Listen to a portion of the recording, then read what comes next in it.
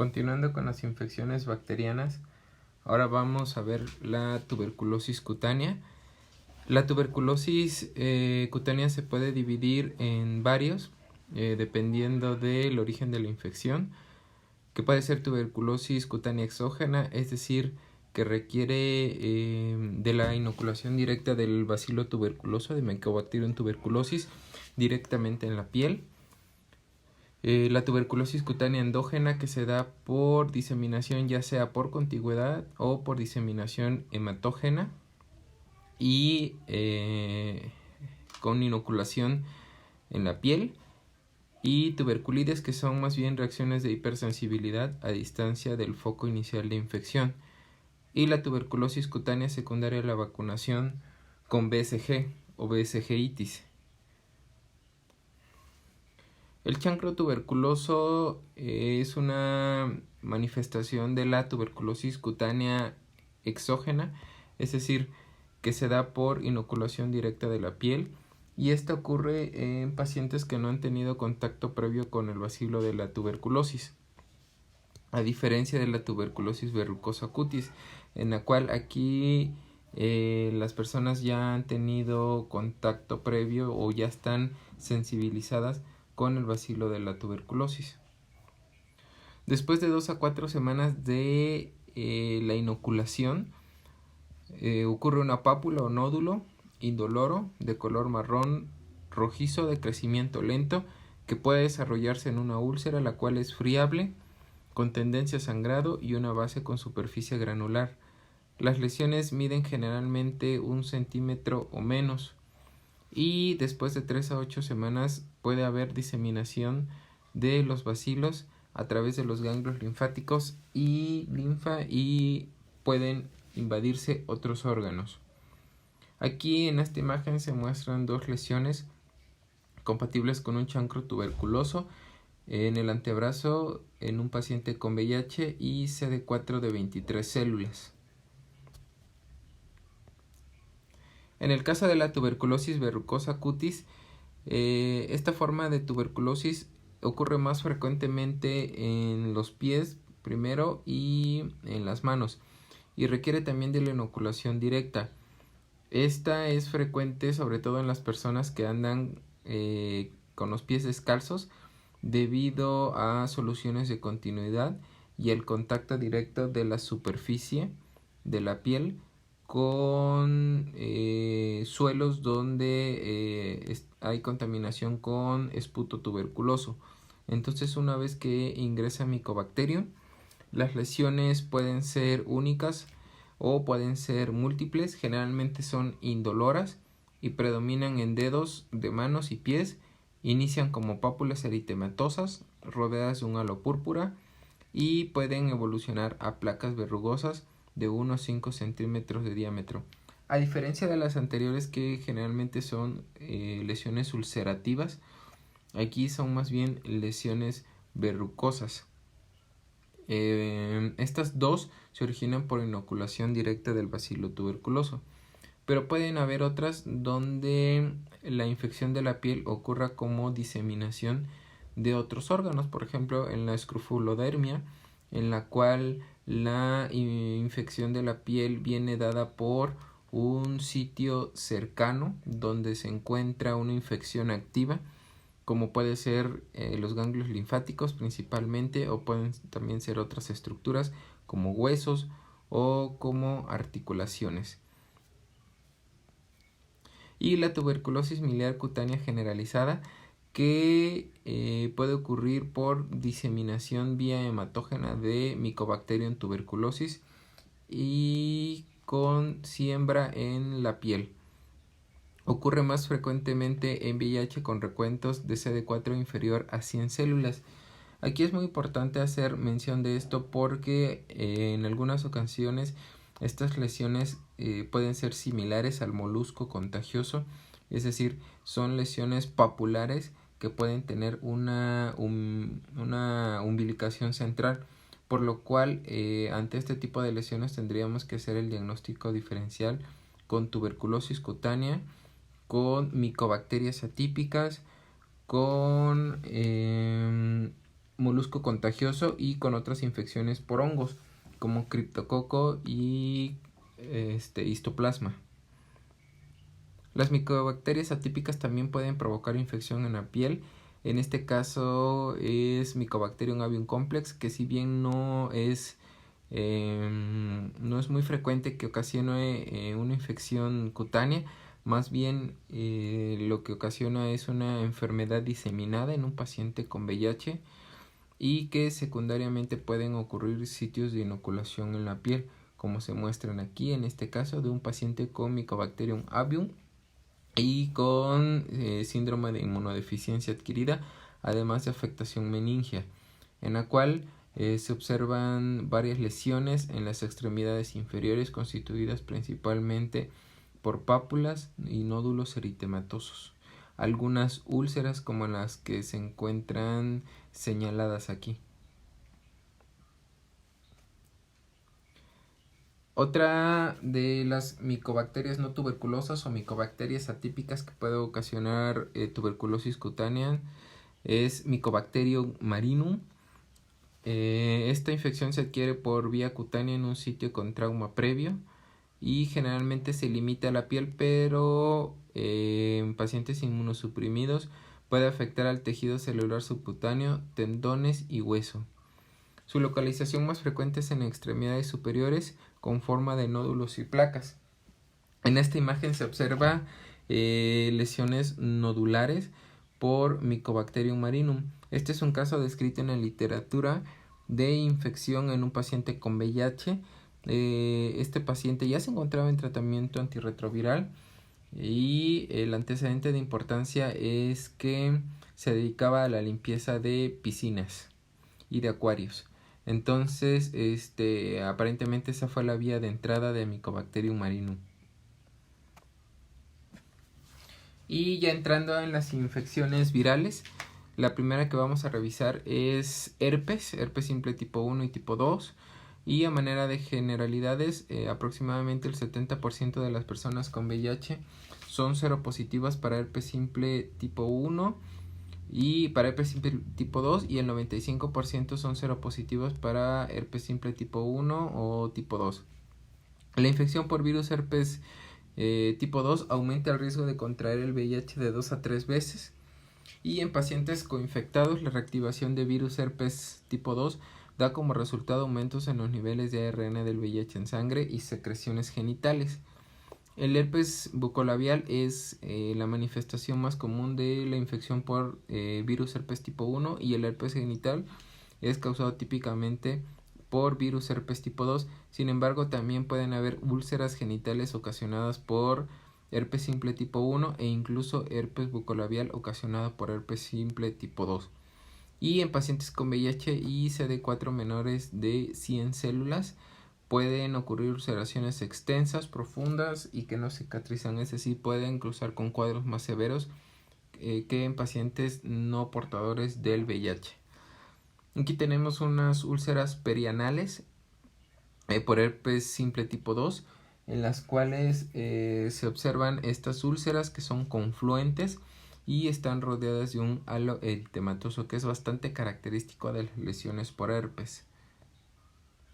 También puede ocasionar lesiones orales como la que se observa aquí en la primera imagen, típicamente causado por herpes simple tipo 1, en la cual se observan extensas lesiones en el paladar, en la lengua y también incluso en los labios. En la siguiente imagen también se observan lesiones en los labios, se observan múltiples vesículas agrupadas y también puede haber afectación de otras localizaciones, por ejemplo aquí en el cuello, y se observan múltiples vesículas hemorrágicas agrupadas.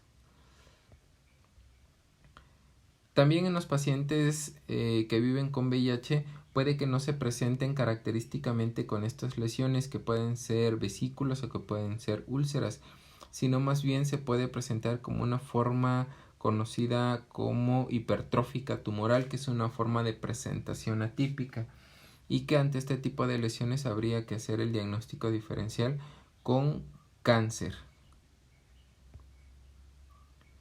El herpes simple, orolabial y genital no debe influir en la decisión sobre cuándo iniciar el tratamiento antirretroviral en personas con VIH, y se han observado aumentos transitorios de las úlceras genitales asociados al virus herpes simple tipo 2 durante los primeros 6 meses después del inicio de la terapia antirretroviral en personas co-infectadas por herpes simple tipo 2 y VIH, y en tales casos se puede considerar la terapia supresora contra virus herpes.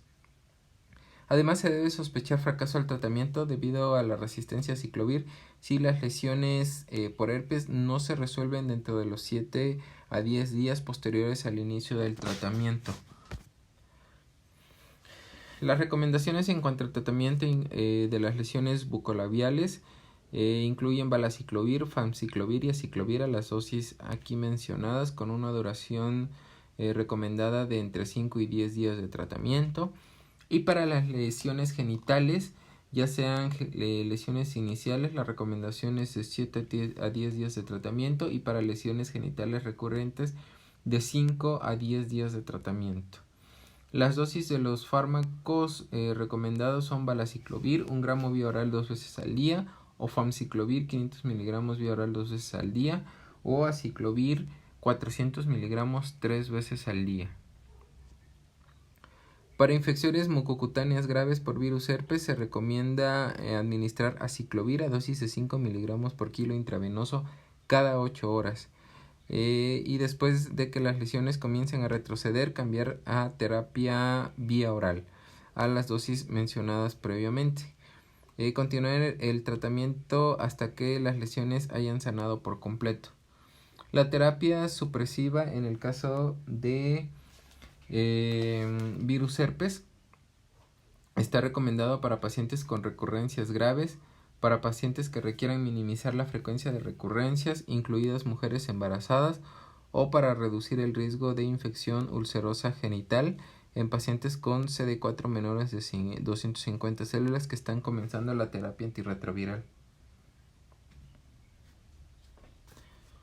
Las dosis recomendadas de la terapia supresiva son con valaciclovir, famciclovir y aciclovir. Aciclovir a dosis de 400 miligramos vía oral 2 veces al día, y evaluar la necesidad continua de terapia supresora anualmente una vez que el paciente ha iniciado terapia antirretroviral, ha mejorado el recuento de CD4 y hay supresión viral. Y en infecciones por virus herpes simple mucocutáneas resistentes al aciclovir se recomienda el Foscarnet a dosis de 800 a 120 miligramos por kilo día en 2 a 3 dosis divididas hasta respuesta clínica, o también con otros fármacos con una duración superior a 21 a 28 días que pueden ser sidofovir, trifluridina, gel tópico de sidofovir, imiquimod y Foscarnet tópico. Otro de los virus importantes con afectación cutánea en pacientes con VIH es el virus de la varicela zoster. Bueno, el herpes zóster puede ocurrir en adultos con VIH con cualquier recuento de linfocitos CD4, pero el riesgo es mayor cuando estos se encuentran por debajo de 200 células. El herpes zóster se manifiesta más frecuentemente como una erupción cutánea dolorosa de distribución dermatómica, generalmente precedida por dolor, y los cambios cutáneos inician con una erupción maculopapular eritematosa, luego vesículas claras y acompañadas de dolor, el cual puede ser intenso, y pueden también haber pústulas y costras. Los sitios más afectados son los dermatomas torácicos, en 40-50%, de los nervios craneales en 20-25%, los dermatomas cervicales en 15-20%, lumbares en 15% y sacros en 5%. Cuando el herpes zóster afecta la rama nasociliar del nervio trigémino, también puede verse afectado el ojo, lo que se conoce como herpes zóster oftálmico, que puede resultar en queratitis y uveitis anterior. Y en los pacientes con VIH con recuentos de CD4 menores a 200 células, tiene mayor riesgo de herpes zóster diseminado, que se caracteriza típicamente por más de 20 lesiones fuera del dermatoma o compromiso de dermatomas anexos. También puede haber herpes zóster necrótico y herpes zóster recurrente. Aquí se muestran imágenes de herpes zóster. En la primera imagen de herpes zóster localizado a cara y cuello, y en la cual se observan las lesiones que son vesiculares. Algunas son pápulas y algunas son vesículas, a diferencia, por ejemplo, de estas lesiones en las cuales ya se observan mayores, son ampollas hemorrágicas, algunas pápulas, y estas ampollas llegan a ser incluso confluentes. En esta imagen también se pueden observar algunas vesículas hemorrágicas y varias pápulas e incluso úlceras. Aquí se observan también varias vesículas agrupadas con costras hemorrágicas en el tronco y en la parte superior del brazo y en espalda en un paciente con VIH y CD4 menor de 100 células, además de múltiples lesiones vesiculares diseminadas en todo el cuerpo, que es una característica bastante frecuente de herpes zóster en el paciente con VIH. Para el tratamiento del virus de la varicela zóster se recomienda ya sea por una enfermedad primaria por varicela. En casos no complicados, la recomendación es valaciclovir o famciclovir, y como terapia alternativa el aciclovir 800 miligramos vía oral 5 veces al día, con una duración de tratamiento de 5 a 7 días. Y en casos graves no complicados, se recomienda aciclovir a 10 miligramos por kilo de peso intravenoso cada 8 horas durante 7 a 10 días. Y puede cambiarse a terapia vía oral después de mejoría si no hay evidencia de compromiso visceral. Y en el caso del herpes zóster, en caso de que sea localizado, se recomienda el valaciclovir a 1 gramo vía oral 3 veces al día, o famciclovir 500 miligramos vía oral 3 veces al día, o como alternativa aciclovir vía oral 800 miligramos 5 veces al día. La duración de la terapia es de 7 a 10 días. Y en caso de afectación extensa o afectación visceral, ya sea que involucre sistema nervioso central o pulmón, la recomendación es 10 miligramos por kilo intravenoso cada 8 horas hasta que sea evidente la mejoría clínica. También puede haber afectación ocular. Cambiar a terapia oral a valaciclovir o famciclovir o aciclovir cuando haya cesado la formación de nuevas lesiones y esté mejorando los signos y síntomas de infección visceral. Con respecto al virus del papiloma humano, la infección por este virus es el principal factor de riesgo para el desarrollo de cáncer de cuello uterino. 12 tipos son los que se consideran oncogénicos, que son el 16, 18, 31, 33, 35, 39, 45, 51, 52, 56, 58 y 59. Es importante mencionar que las mujeres con VIH tienen tasas más altas de cáncer cervicuterino que las mujeres de la población general. Otros cánceres también causados por VPH, no solo el cáncer cervicuterino, incluyen también cánceres anales, tumores de vulva, vagina, pene, cavidad oral y orofaringe, siendo el VPH 16 el más frecuente. Las principales manifestaciones del VPH incluyen verrugas genitales, anales, orales, neoplasia intraepitelial cervical, neoplasia intraepitelial vulvar, neoplasia intraepitelial vaginal, neoplasia intraepitelial anal, cánceres de células escamosas anogenitales y adenocarcinomas cervicales y cánceres de orofaringe. Aquí se muestran verrugas.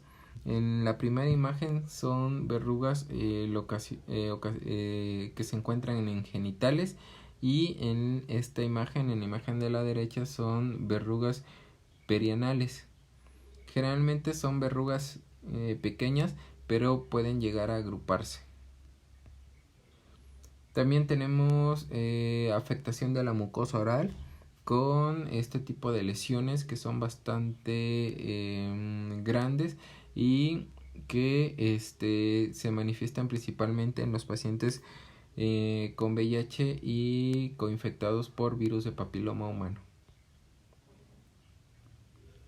Para el tratamiento de estas lesiones, en caso de que sean lesiones externas y no complicadas y si son cómodas para el tratamiento por el paciente en domicilio, la recomendación es crema de imiquimod al 5%, aplicar sobre las lesiones al acostarse 3 noches no consecutivas a la semana y lavar la zona con agua y jabón 6 a 10 horas después de la aplicación, repitiendo el ciclo hasta que las lesiones desaparezcan por 16 semanas. O también otro tratamiento con pomada derivada de hojas de té verde, la cual la recomendación es aplicar en el área 3 veces al día durante un máximo de 16 semanas hasta que las verrugas no sean visibles. Para lesiones complejas o multicéntricas o lesiones inaccesibles a los tratamientos aplicados por el paciente, la recomendación es crioterapia, cauterización o escisión quirúrgica o cirugía láser. Otra manifestación de infección por virus de papiloma humano en los pacientes con VIH es la epidermodisplasia verruciforme adquirida. Esta epidermodisplasia verruciforme es una genodermatosis autosómica dominante que ocurre por mutación en los genes EBER1 y EBER2 y que más bien se trata de una inmunosupresión que confiere susceptibilidad a la infección con VPH que no infectan a individuos sanos, que son el VPH5 y VPH8 principalmente. Pero en los pacientes con VIH que no tienen estas mutaciones se conoce como epidermodisplasia verruciforme adquirida y es más frecuente en pacientes infectados por el VIH de manera vertical o en etapas precoces de la vida. Una hipótesis para esto es que en los pacientes que adquieren el VIH a etapas más después de la adolescencia, lo más probable es que ya hayan tenido contacto con este tipo de virus de papiloma humano y por eso ya se desarrolló algún tipo de memoria inmunológica, a diferencia de las personas jóvenes que adquieren el VIH de manera vertical o en etapas tempranas que muy probablemente no hayan tenido contacto con estos serotipos del VPH y por eso es que desarrollan estas lesiones. Bueno, estas lesiones se caracterizan por ser máculas hipopigmentadas en el tronco, extremidades y cara durante la niñez y lesiones parecidas a las verrugas planas en zonas fotoexpuestas. De hecho, estas son lesiones bastante características de la epidermodisplasia verruciforme adquirida y que se caracteriza por múltiples pápulas hipopigmentadas distribuidas en tronco, cuello, cara y miembros superiores. Algunos de los tratamientos propuestos para estas lesiones son el imiquimod, como ya se había mencionado antes, para las lesiones, las verrugas genitales. El molusco contagioso, que está causado principalmente por un virus de los poxvirus, que es Molluscipoxvirus, se encuentra en aproximadamente del 10 al 20% de los pacientes con infección por VIH y es un signo clínico de progresión de la infección y de recuentos bajos de CD4. Pueden ser múltiples y extensos, de mayor tamaño, confluentes y desfigurantes con un diámetro mayor a 1 centímetro, verrugosas, o pueden tener ubicación atípica en cabeza y cuello y son resistentes a los diferentes tratamientos. Aquí están lesiones características por molusco contagioso, en la cual se observan múltiples pápulas rosadas blanquecinas con umbilicación central en la región pericular.